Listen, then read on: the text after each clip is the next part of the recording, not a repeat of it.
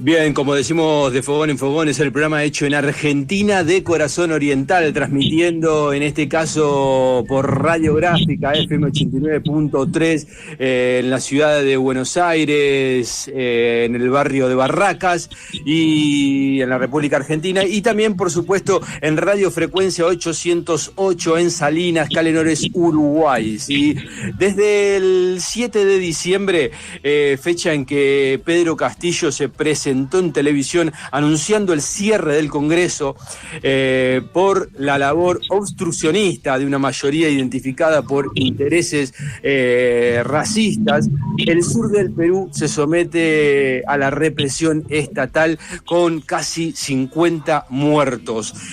Vamos a estar hablando, en este caso estamos en comunicación con Bernardo Dolmos, director y analista político, asesor de diversos gremios en la zona de Cusco, y también tenemos en comunicación a Mercedes Claros, es activista y lideresa política en Puno, ¿sí? Así que vamos a conocer la situación que viven particularmente la zona de Cusco y de Puno. Le damos la bienvenida aquí a De Fogón en Fogón.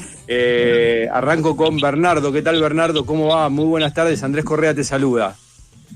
Andrés, muy buenas tardes. Desde la capital histórica del Perú, Cusco, tradicionalmente conocido como Cusco Rojo, un saludo a todos los amigos de Argentina.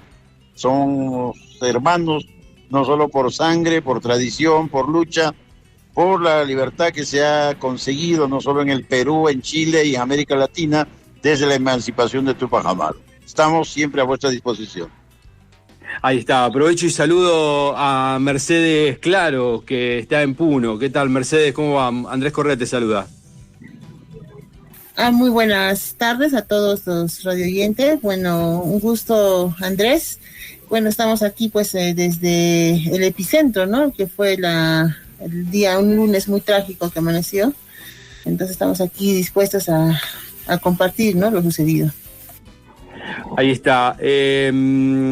Te pregunto, arranco con Bernardo y pregunto cuál es la situación actual que vive Perú y si esto tiene que ver con algo muy particular de la zona sur del país o es algo que tiene que ver con una situación planteada a raíz específicamente del golpe a Pedro Castillo. Bueno, el autogolpe o suicidio político del señor Pedro Castillo entregó prácticamente en bandeja de plata su cabeza a la derecha denominada en el Perú bruta, chorada y violenta y golpista. ¿Y qué ha pasado? De que el señor Castillo incumplió los compromisos electorales y simplemente luego de esto él pensó que tenía todas las Fuerzas Armadas, el Comando Conjunto y bueno, los sectores populares, pero resulta que el día que dio su autogolpe no le hizo caso ni siquiera a su guardia personal, porque cuando estaba para trasladarse y pedir asilo político en México, lo capturan y lo llevan a la prefectura de Lima. Entonces nominan, a la media hora convocan, lo vacan a él, y a las 3 de la tarde convocan a la vicepresidenta y lo embisten como nueva presidente del Perú. Y resulta que esto ha generado un gobierno autoritario, cívico-militar, que ha permitido una reacción natural de la población, ha desatado espontáneamente un levantamiento popular en todo el sur del país, porque aquí existe una deuda histórica muy grande. El sur del Perú se ha votado prácticamente por casi todos los presidentes que han sido elegidos en el Perú, pero resulta que ninguno les ha cumplido sus compromisos electorales. El sur del Perú, llámese Cusco, Arequipa, Puno, Tacna, Moquegua, etcétera, genera gas. El gas de Camisé es uno de los yacimientos más grandes de América Latina, pero no sirve esto para el servicio de los cusqueños o de toda la región sur. El gas sirve para Lima, para el norte y para exportar a México y a Chile. pero no sirve en lo más absoluto para el Perú, porque el gas que supuestamente debía costar 10 soles, aquí cuesta 50 o 60 soles, y lo curioso es que ese gas no es el gas natural de Camisea, sino es gas licuado del petróleo que se importa del exterior. Asimismo, el Cusco y el sur del Perú producen el cobre más fino del mundo, es decir, de más alta calidad. Y resulta de que de este cobre, de este oro, hay una minería formal y otra informal, aparte del gas, energía eléctrica, producción agropecuaria, etcétera, turismo, que es considerado el patrimonio cultural de la humanidad, está dentro de las 7 maravillas, Machu Picchu, y lógicamente Cusco ha sido considerado como primer destino turístico el año pasado. Simplemente no hay canon, esto no se ve en el bolsillo de los ciudadanos, entonces existe una desigualdad, hay racismo, hay un centralismo limeño, hay un maltrato al ciudadano de las serranías del Perú porque se les trata como ciudadanos de segunda clase. Entonces, esto ha permitido de que 12 o 14 oligopolios o monopolios en el Perú se embolsiquen casi todo el dinero de la producción del Producto Bruto Interno más las transnacionales, pero la brecha es gigantesca. Hay más de 10 millones de peruanos en extrema pobreza económica. Existe un proceso de anemia, tuberculización y lógicamente morbilidad infantil que es muy preocupante, y no ha habido inversión productiva ni mucho menos educación de calidad, y peor aún en la salud, porque con la pandemia han colapsado todos los hospitales de la zona sur y lógicamente a nivel nacional hay más de 250,000 fallecidos y más de 6,000 infectados, y el Perú ocupa casi el primero o segundo lugar a nivel mundial en fallecidos, y no se ha tratado muy bien este tema. Entonces, todas estas cosas demuestran que la crisis no solo es del neoliberalismo, sino también es la crisis que se ha generado hace más de 6 años aquí. En 6 años tenemos 6 presidentes, y quien ha puesto eso es el legislativo, es el poder legislativo, que ha hecho lo que le ha dado la gana. ¿Quiénes manejan eso? El fujimontesinismo, a través de su constitución del 93, que prácticamente ha hipotecado y entregado las riquezas naturales y no quiere cobrar los impuestos a estas transnacionales, y lógicamente ha blindado a los corruptos en el Perú, y esto ha generado que la población insurja, ¿no es cierto?, y salga a protestar a las calles exigiendo que se vayan todos, que se cierre el Congreso, que se convoque a un referéndum para una nueva constitución, y finalmente que por lo menos en estos 2 o 3 meses haya un gobierno transitorio, y que de todas maneras este año sea el proceso electoral. Esto ha generado más de 48 muertos, más de 1,000 heridos y alrededor de 3,000 detenidos. Y en este momento hay persecución selectiva a los dirigentes de los diversos departamentos del país. Hasta ahí está una primera intervención. Ahí está, clarísimo, Bernardo. Te pregunto, Mercedes, por la situación en Puno, y si esto era una situación subyacente o esto evidentemente se dio a partir de esto un poco que mencionaba Bernardo, si había algo que avisoraba que ante, digamos, la salida popular a las calles de una protesta podía ser reprimida tan brutalmente. Mercedes. Bueno, como dijo el compañero, ¿no? Estamos en el sur, en Puno, ¿no? Que es una región grande que colinda justamente con Bolivia. Es una ciudad o es una región donde, digamos, también vive bastante el comercio. Es una región que, digamos, tiene altos problemas de saneamiento ambiental, tenemos problemas del agua, hay un desabastecimiento, tenemos pobreza, como dice el compañero, ¿no? Lamentablemente los de la capital, ¿no? Nos miran a nosotros como ciudadanos de segunda clase. y eso es cierto, ¿no? O sea, esto ha conllevado de que pues la gente, ¿no? En ese momento haya tenido que salir a protestar por todos los abusos que han ido sucediendo a través del tiempo, ¿no? Es cierto, ¿no? Cuando se eligió a Castillo, el 90% de la región de Puno ha votado por él, ¿no? Es como dice compañero, es real de que Puno siempre ha puesto los últimos presidentes, lo cual, digamos, pero como se ha visto también, no han cumplido con esas promesas, y es por eso que la gente protesta, ¿no?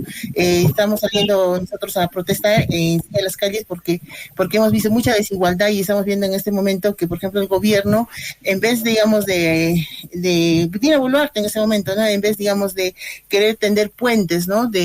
Para solucionar la crisis que se está viviendo y que se viene viviendo desde hace muchos años, ¿no? La crisis política, económica y demás, nos está prácticamente atacando, ¿no? Nos llaman de terroristas, de narcotraficantes, que cómo es posible que nosotros como región tengamos que nos está financiando o que tengamos otro tipo de intereses, ¿no?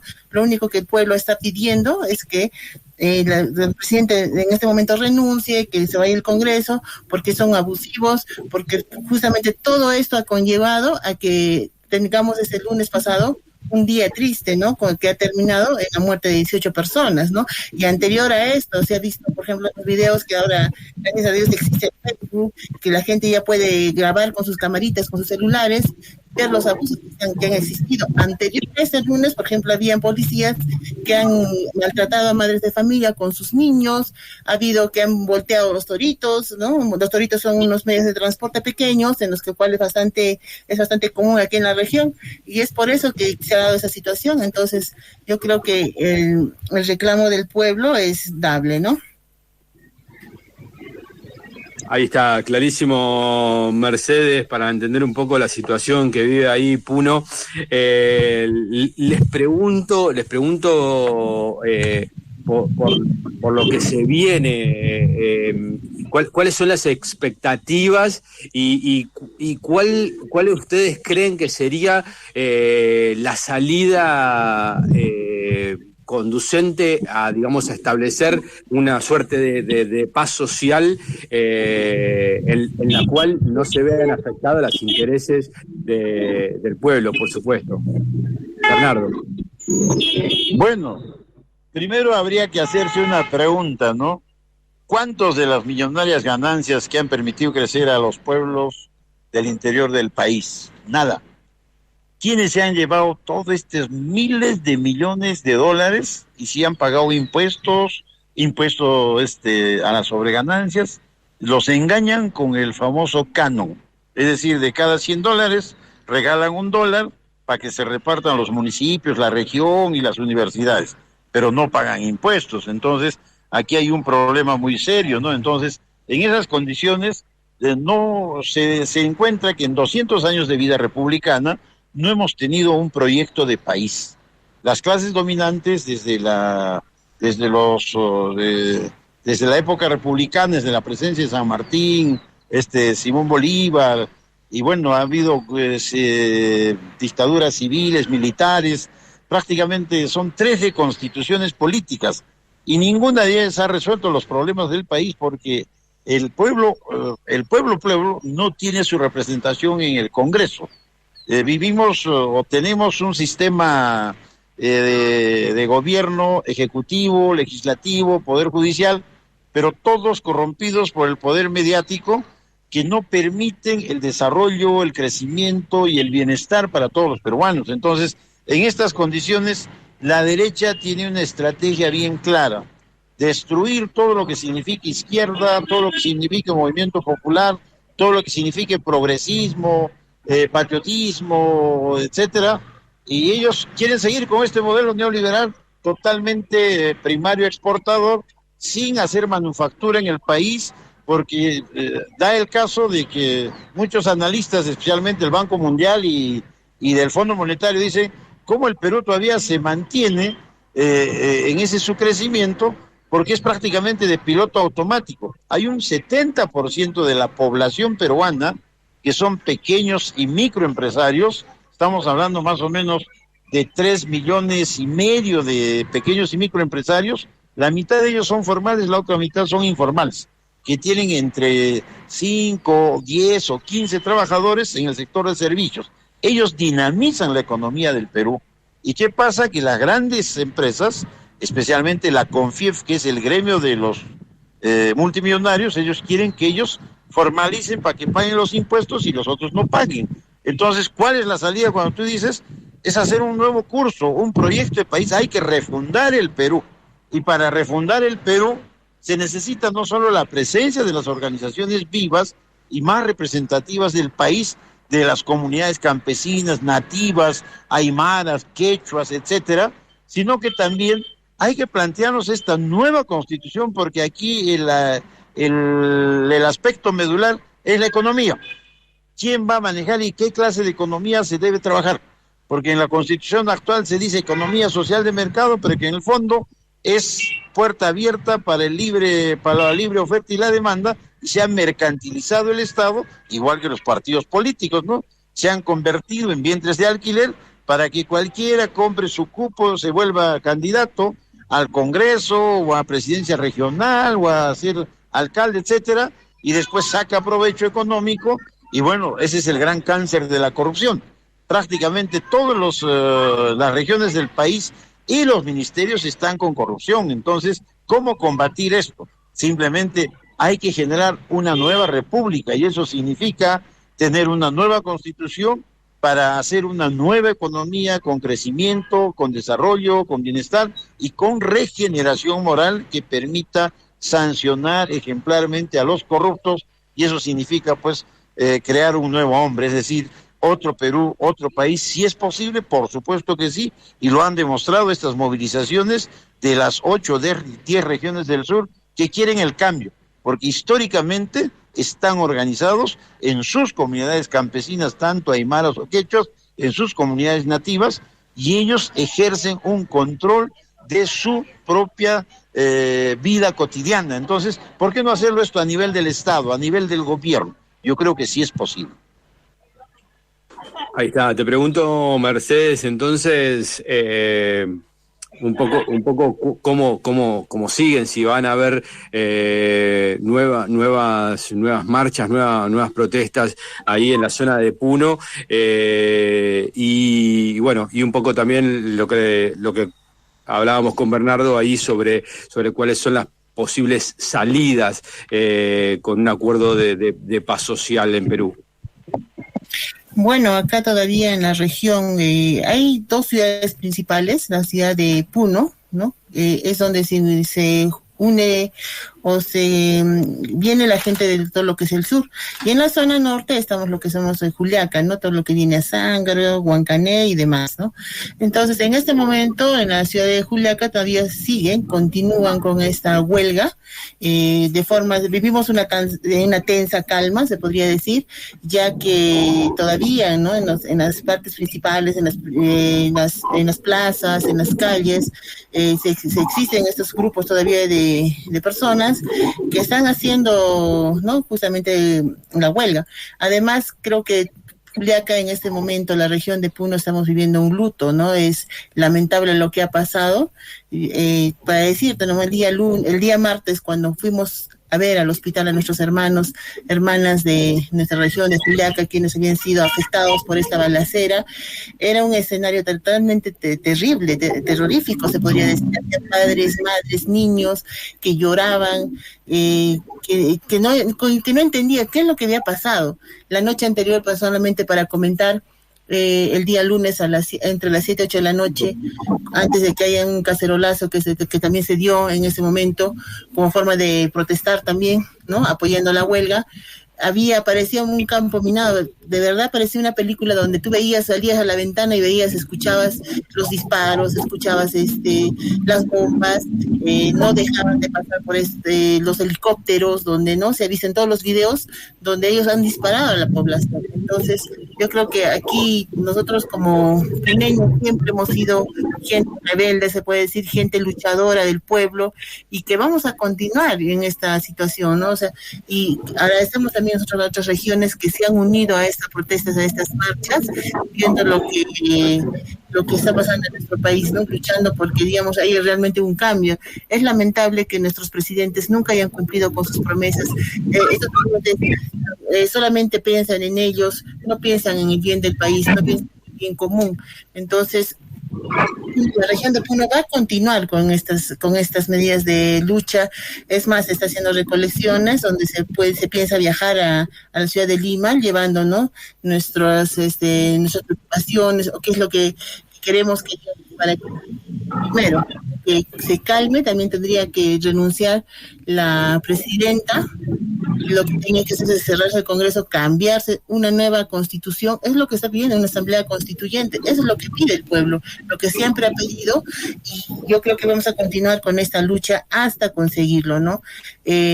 Ahora, en este momento, por ejemplo, tenemos más de 50 muertos en el país, y esto va a seguir en aumento, porque los heridos que todavía están en UCI, los heridos que están en sus casas, hay mucha gente que no ha ido a los hospitales porque lamentablemente Dina Boluarte, al mandar aquí fiscales, al mandar gente de Lima diciendo que son de alto nivel, buscando investigaciones y haciendo querer culpar a otros tipos de personas que han disparado, diciendo que este tipo de balas no existen en el país. Entonces yo creo que aquí Dina Boluarte se está burlando de nosotros, y vamos a continuar en estas luchas. Ahí está, clarísimo, Mercedes. Les agradecemos muchísimo la participación y, por supuesto, sabemos que en toda nuestra América participa mucho el blindaje mediático de las grandes empresas, sobre todo en las capitales. Por lo tanto, nosotros decimos que sin medios populares no hay democracia.